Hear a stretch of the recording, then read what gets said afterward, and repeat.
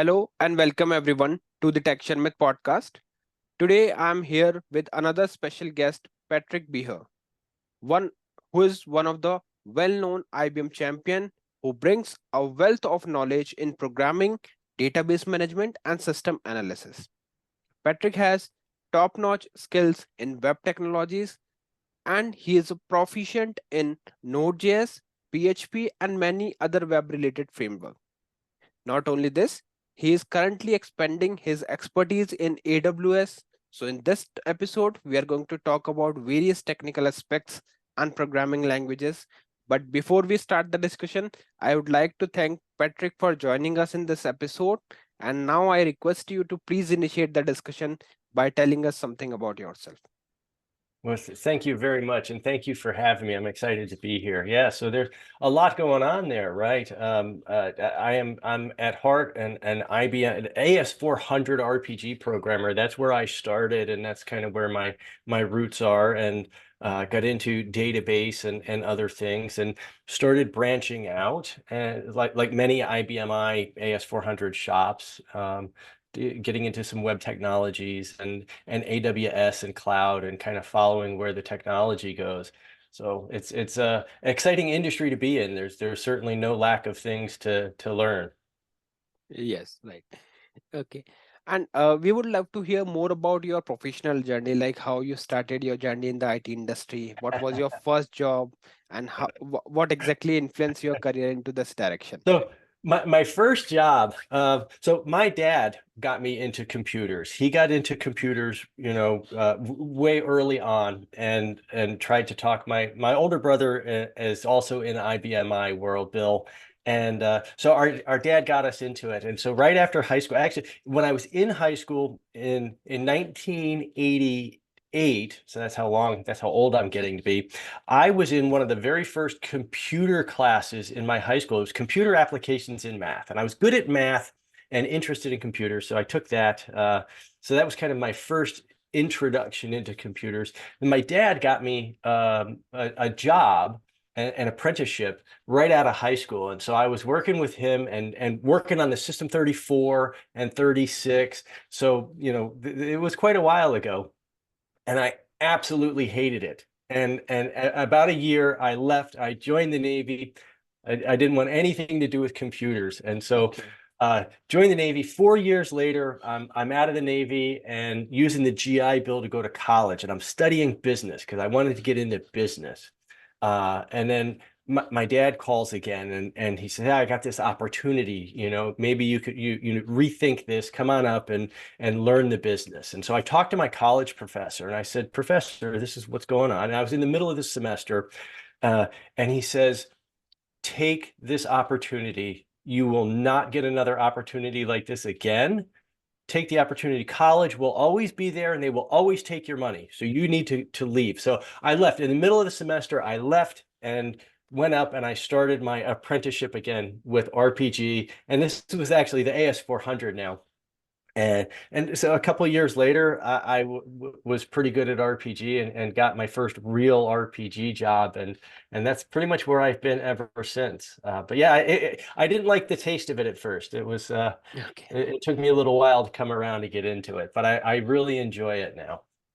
Okay. So by this introduction, we can simply say that it's your father and your professor who really inspired you for this particular Yep, domain, and then you started your journey with the IBM platform. you betcha. Yep. Okay. All right.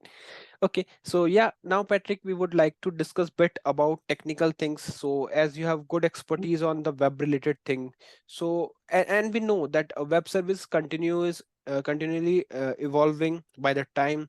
So where do you see the future of web service, particularly in terms of IBMI and RPG application?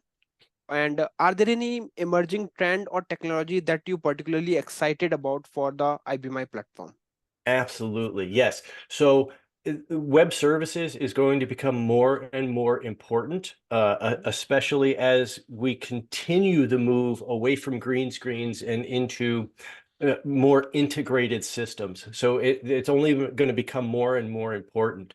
The trend that I'm most excited about is that your typical AS400 shop, right? The folks who have been working with RPG for a really long time, they're still on IBMI, but they the shops that still call it AS400, Yes.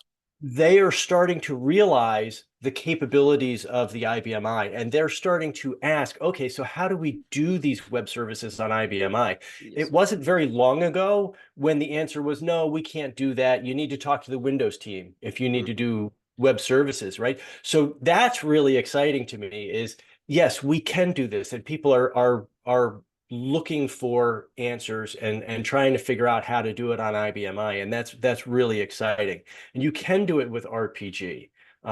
There are a lot of resources out there and ways that you can do it. So it's exciting to see people really getting into that. Yes. And how do you see those statement like there are some people who still believe that IBMI is about to die, AS400 is going from the business market now. So how I know like these are the myths of the society, like it is not going somewhere because by the time it is evolving, but as we have implemented various technologies like web services, and by the time it is evolving. So how do you refer these statements and the myths about IBMI? Well, there's a lot of really important systems that are still running on COBOL, Hmm. right? And how long has that supposed to have been dead, right? So it's going to be around for a really, really long time. Um, and it's a great server. It's a great platform. RPG is a great language, and they've added all of the open source things, which just gives you even more capability on IBMI. And as people start to begin to realize how great the database is, how performant the IBMI is, they're starting to wake up and realize that it's just a great option. Hmm. Yes. Okay. Okay. And if we talk about security, so security is Mhm. always a major concern while exposing and consuming the web services. So how do you ensure that the web service that you work with are secure uh, and compliant with the industry standard? Because there are some new developers also who are learning this technology and they also wanted to consume some web services. So what piece of advice would you like to share with them, like what all factors we need to check while consuming any web services available on the internet? Well, the first thing is that you want to make sure that you're using TLS for your web services, right? Usually when you're consuming someone else's web service, they're providing the HTTPS address, and you kind of have to.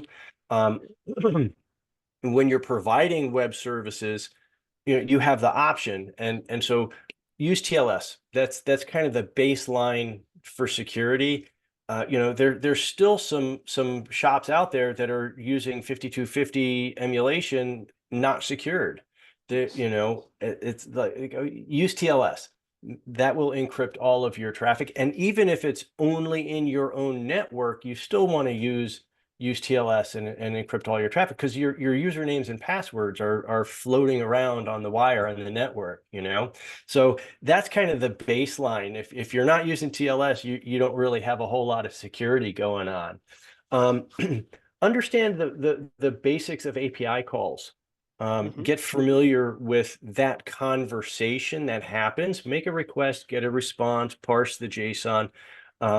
And then once you kind of understand that flow, the request response, then things like OAuth and getting a web token, it starts to make a little bit more sense, right? So you have an initial call that you have to make, and you're going to get back some information, and then a lot of times you'll have to then make another call with the credentials that you got from the first, in the response from the first call. So just Hmm. being comfortable with the APIs makes everything a little bit more attainable. And it's not quite so overwhelming at that point. So yeah, use TLS. That's really the big thing. Yes. Okay. Secure your secrets. Don't put your usernames and passwords in a database that has public star all. Um, you know, so and security is like an onion, right? Layers of security. There isn't one thing that there's not just one lock. You have Yes. a lot of things that go into it. Yep. Yes, I completely agree with this thing that we have to make sure that whatever you are using, you are not providing other information, sensitive information like ID, password, and all those things. And with proper awareness, we can consume those things. So yeah, these are the some beneficial tips for those who wanted to consume web services for their development purpose. Okay, and what are some other best practices that developers should follow when working with these web services in RPGLE, particularly in terms of RPGLE? And are there any particular tools or maybe the resources which you would like to recommend for learning and for mastering the integration of web services? If you're talking about specifically RPG with web Mhm. services, there are tools and resources out there, and there's a couple of ways that you can do it. RPG can be called directly from Apache as a through CGI, and Scott Clement has some examples of that. So Yes. search for Scott Clement RPG web services, and he has free information out there. The IBM provides the IWS, the Integrated Web Services Hmm. server, and that really makes it very easy. There's a web interface that you can walk through and set it all up very easily, and you just tell it which program you want it to call, and when a request comes in, it handles the conversions, the UTF-8 to EBCDIC and all of those sorts of things that have to happen, and it'll call your program, and you can send back an HTTP status, HTTP headers. If you send back a parameter of a data structure, it'll convert that to JSON for you and sends back the response. So the IWS is really cool. It's a great way to get started. It's provided by IBM, supported by IBM. There is IBM documentation about it. It not the greatest documentation. It can be a little bit difficult to find, but it is out there. And if you open up the IWS, it's through the HTTP admin Hmm. interface is where you go into there. And if you go into the IWS setting up a server or setting up services, there's a little info icon in there. If you click that, it'll open up a web page with all of the help documentation. And I have found that to be the best documentation for IWS. Um, User groups. There's a lot of free monthly meetings out there. Common has a lot of content. So get involved in the community. There's always people posting things.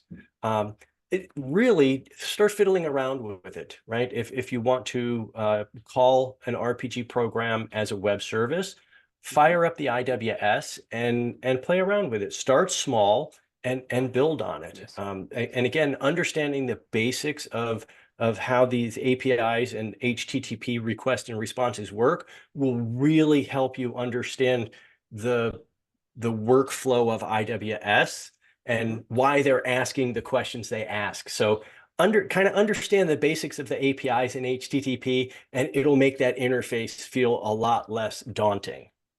Yes.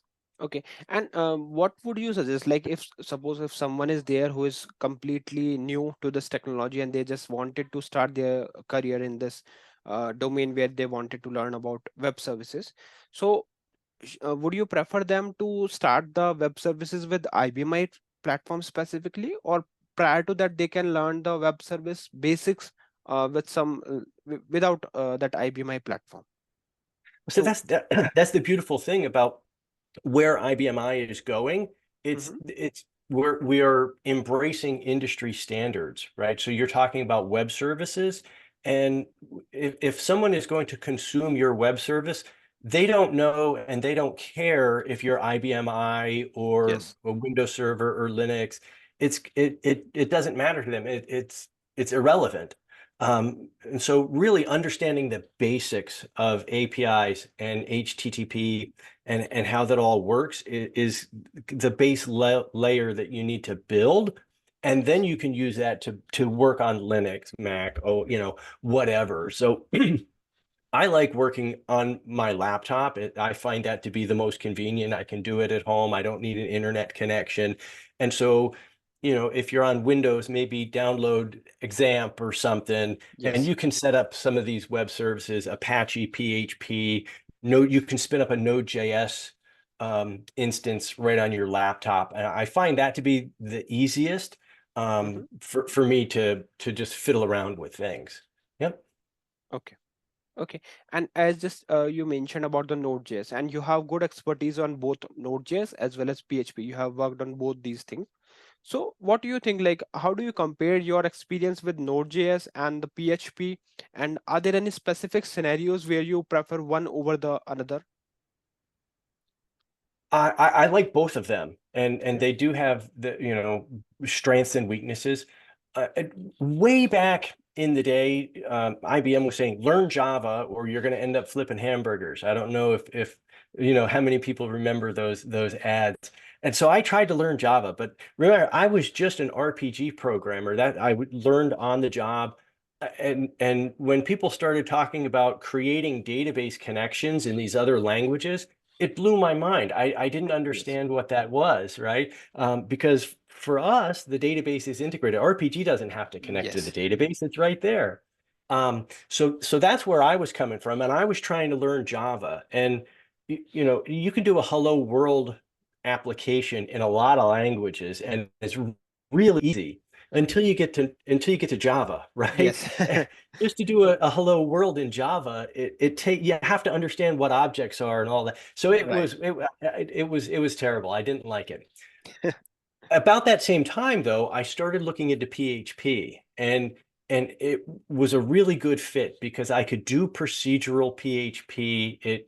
I felt very comfortable in it.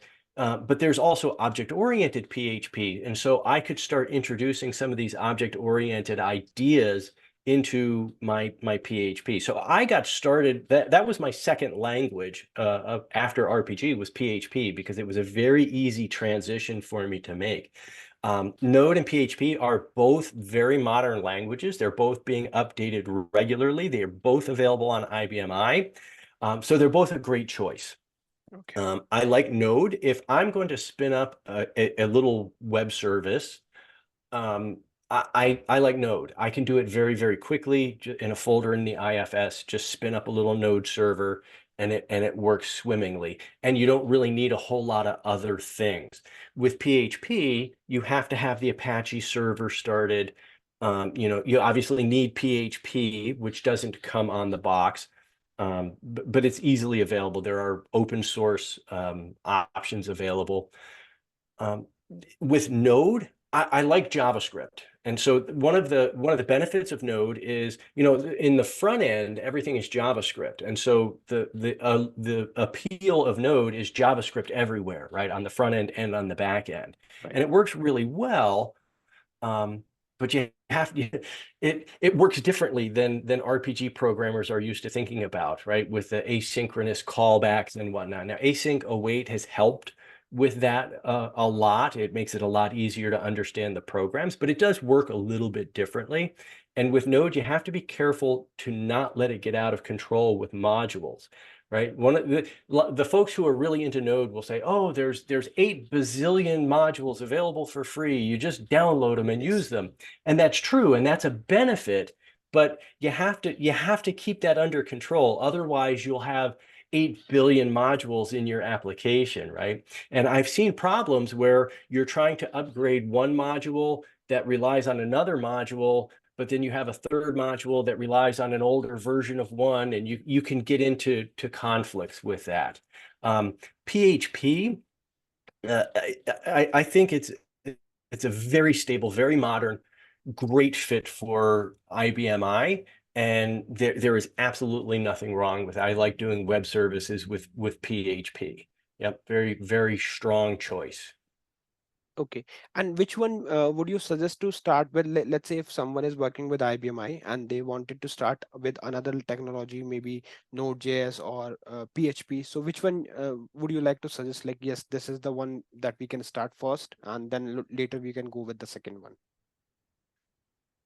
PHP was my first PHP. step out of RPG, right? So it depends on your background and where you're coming from, right? If you're Mhm. already a front-end developer and you understand JavaScript and you're comfortable with JavaScript, Node would probably be a better choice for you there because it's Okay. it's JavaScript, right? But if you're an RPG programmer and that's really your background and you're just kind of getting started, I would say give PHP a shot because again, it's a modern language. It's available on IBMI. It runs very well, and you can do web services with it. And Mhm. it's a little bit more attainable for folks who don't have the JavaScript background. Okay. Yeah, Yep. and one thing which you mentioned regarding the Java program, Hello World program. So I would say that we are completely on the same page, because when I started learning Java for my during my college days, I found out it bit complex as compared to other things. Not complex, but you can say that less interesting, because I started learning Python. I completed various Mhm. projects on Python, and then later when I saw the first program, as you mentioned, like the first Hello World program in Java application, I I found out it bit less bit complex as compared to other. And then later I started my journey with the IBMI development, and currently I'm serving as a IBMI software engineer itself. Yeah, and Java is a great choice as well, and that's been available on IBMI for a long time. And you know who Jesse Grzinski is, right? He is the open source guy and now the AI Mhm. architect on IBMI, and he is a huge Java fan. He has a lot of open source Java projects Okay. for IBMI. So Java is a great choice as Yes. well. It's just a little bit harder to get started with, Yes. right? Yeah. Actually, syntax wise, once we are compatible with the syntax, then it is like there are many benefits as well along with this Java application. So, and Hmm. we all know that it is one of the most popular language, so for sure there are Right. some benefits, that's why everyone is using it. But the thing is that, like, initially it would take time as compared to other language, and Right. but once you are comfortable it, then you can make great applications with Java as well. Absolutely. Yes, I agree completely. Okay. Okay. And what about EXTJS? Like, how has the EXTJS framework influenced your approach to the web development? Are there any particular features or functionality that make it stand out to you? Because you have worked on this framework for your projects. I have. An XJS front-end framework was really my introduction into really deep into JavaScript. I've kind of fiddled around with JavaScript with, just a little bit here and there, but that was really diving into the deep end. And the reason I did that was because of the Valence product. I don't know if you know CNX Valence product. A great product, great company. They help convert green screens. They help you make web front end for your Okay. IBMI. Okay, and early on, you had to write the front end in the XJS framework, and Okay. they would help you get started with it, but then it was up to you. And so I had to learn the XJS framework, and it was a steep learning curve. It was a little bit rough, but again, kind of like Java, right? Once you got past that, it was really powerful. And if you needed a grid, like a subfile, right, a grid on your web page, you just instantiate a grid and you send it JSON data, and poof, you have a grid. So Okay. it just blew my mind. I was amazed. Wow, this is really cool. Um, I don't use XJS very much anymore. Valence has moved to they have a Nitro app builder, and it's a low code solution now, so you don't Okay. have to write your own XJS, which is a good thing. And so I switched and started learning React. Okay. And there was a lot of buzz about React, and it seemed very popular. Okay, let me see what this is. And so I learned React. I didn't like it quite as much as XJS, Mhm. but it wasn't bad. It was kind of fun to learn. And I've been doing Svelte now as a front end framework. So there's a lot of front end frameworks in JavaScript that are available. There's Vue, Svelte, Angular, Angular. Yeah. there's a whole bunch of them out there. And so XJS really helped me kind of understand what's going on and how they work, and a little bit of the MVC architecture and that sort of a thing. So that was it was a painful introduction into front end frameworks for me, is what that was. Yep. Okay. Okay, all right. And now again, we would talk bit about the IBMI system. So you have experience converting DDS to SQL. So could you explain the process and challenges involved in modernizing databases to DDS to SQL? Because there are still few people who are using the DDS, and they wanted to switch it to SQL, but they also face some challenges. So like what process did you adopt, and how you deal with those challenges which you encountered during this transition?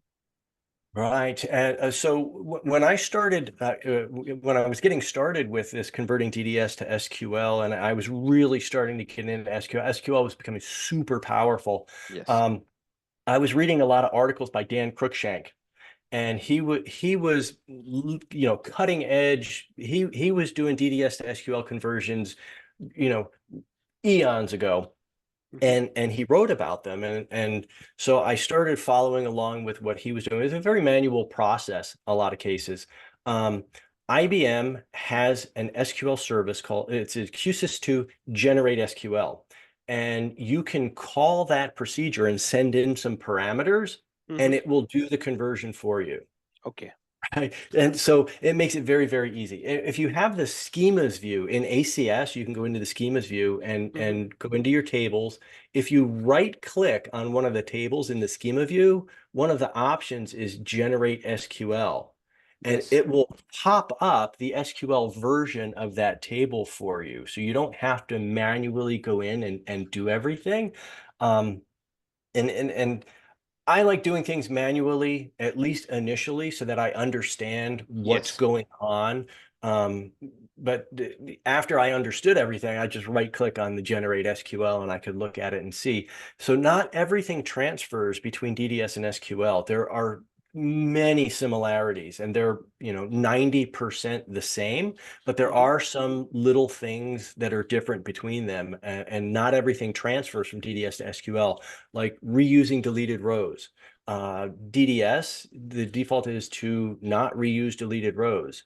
That's Mm-hmm. not an option in SQL. SQL just is going to reuse your deleted rows. So if you rely on relative record numbers, that could cause you problems, right? So that's going to Right. depend on your application. Edit codes aren't something that translates into SQL. So there are some things that might cause you problems. If you do the generate SQL, anything that's not compatible, you'll see comments in the SQL code that says, hey, I Okay. found an edit code on this particular column, and that's a no-no in SQL, so we ignored it.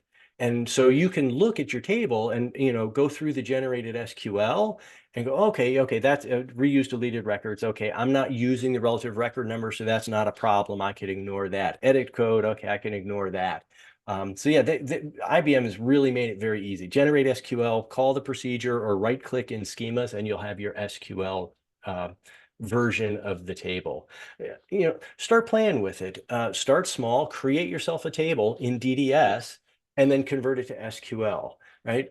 Start with, a packed column, a zoned date, put some date formats in there Mm-hmm. and convert it, right? Just play with it, have fun with it. Okay. Yeah. Okay, fine. And now, could you please tell us bit about the RCAC and the field proc in layman terms, because there are some audience who are not aware about these things. What is RCAC? What is field proc? So field proc. So could you please just explain it in Mhm. literally a layman's term, like how what it is and how it is beneficial for enhancing the security compliance? So yeah, these are really, really cool, really powerful. So RCAC is row and column access control. Okay. And what that allows you to do is put rules around your data that are separate from object security, object authority. Okay. Like one of the problems a lot of IBMI shops has is everybody has all object authority. Well, why Yes. did they do that? Well, because they have some vendor product and the vendor didn't want to have any problems installing their product. And so they just said, give everybody all object and it'll work, right? Um, Row and column access control is separate from that. You can have all object authority and still not have access to the data because of a row and column access control rule. There's a thing called function usage, Mm-hmm. and in order to work with masks, okay, there's column masks and row permissions. In order to work with those with RCAC, you have to have function usage um, granted to you. If you have all object authority, it doesn't care. So with a column mask, what you can do is you can check, is the person who's requesting this data part of a particular user group profile, or you can, anything you can do in SQL you can do in these rules. So you can say, you can check if they're part of a group profile. You can check if the user data has something in it. Any kind of rules you want to specify in there. Is it Thursday, right? Maybe every Thursday you can see something, right? Or the end of the month. Anything you can do in SQL, you can set up these rules and say, Okay. if these rules are met, the user is part of the accounting group, then they get to see the entire credit card number. If Okay. the user profile requesting the data is not in the accounting group, then they only get to see the last 4 digits and the rest of the number is asterisks. Okay. Okay. And then you can set that rule up on your payments file. In your HR file, you can say, is this user requesting the data part of the HR group? If they are, they can see birthdays or social security numbers. If they're not in that group, then you can't see that information. Right. Okay. So those are the column masks. You just have to be very careful with column masks. If your program is updating data, you don't want to get masked data and then Yes. update that back into the database, because then you've just wiped out the original data. So Yes. you Right. do, with great power comes great responsibility, right? Yes. So the brother to column masks is row permission, and that one is kind of fun because instead of masking the data of a particular column, you can just hide the data altogether and say, go back to the HR example. If the user is not in the HR group, they're not allowed to see any data out of the file, right? You just don't allow them to see any row. So the rules apply to the entire row of data instead of just to a column. So if you're not in HR and you select count from that HR file, it'll come back with a 0 count. It's like it doesn't even exist, even if you have all object authority. So that's Okay. the beauty of it. It kind of limits the amount of power that all object has for you. Okay. Now, field proc is a little bit different. What that is it gives you the ability to run a program that you have to write and have that applied whenever you're writing or reading data out of the database. So, the most common use case is for encryption. You want to have your data encrypted at rest, okay? And Yes. if your disk isn't already encrypted, you need to encrypt the data. And so what this does is you can write your encryption program and then assign that to the column using field proc. And then field proc and the database will automatically do the encryption and decryption for you, so that you don't have to call that every time you read a row. You just write it once and apply it, and then the database takes care of that for you. So field proc is more of a most commonly used for encryption when you're writing your data to at rest. Okay. Yep. Thank you so much, Patrick, for this detailed explanation of both the things, RCAC and FIELDPROC. It is very informative for all of us. Yeah, And those are exciting. yeah, exciting and very informative. And although like we have many topics to discuss, but I would like to ask one of my last question, which is related to your experience at the various conferences, because you have attended as well as presented at numerous conferences. So what have been some of the most memorable conference for you, and why did they stand out to you? My most memorable was my database modernization Okay. session that I do. And, earlier in the conversation, we were talking about Dan Cruikshank. He was from Yes. IBM Lab Services and led the way in converting DDS to SQL. And he attended my database modernization. He was sitting right in the front row, and I Okay. was sweating. Oh, I was so nervous. It was very, very scary. But the session went really well. He gave me the thumbs up. And so that was, but I will never forget doing my database modernization session at Ocean with Dan Cruikshank sitting in the front row watching the whole thing. That was very exciting. Okay. All right. Okay. So yeah, thank you so much, Patrick, for joining us today in this episode and for sharing all these expertise with us. So thank you once again. Thank you very much for having me.